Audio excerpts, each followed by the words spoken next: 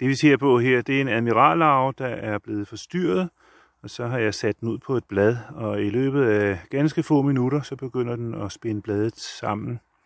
Og man kan se, at den arbejder her i bunden af bladet, og har spundet nogle silketråde ud, som lige så stille trækker bladet sammen, så den får et hylster, den kan skjule sig i.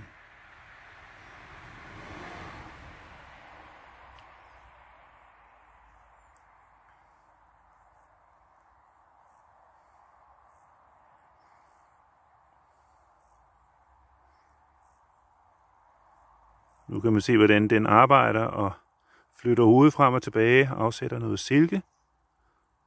Og silketrådene, de forbinder de to kanter, og når det så størkner, så trækker det sig sammen. Ligesom en elastik og lukker bladet. Prøv lige at se, om jeg kan gå lidt tættere på. Ja, der. Frem og tilbage. Væver.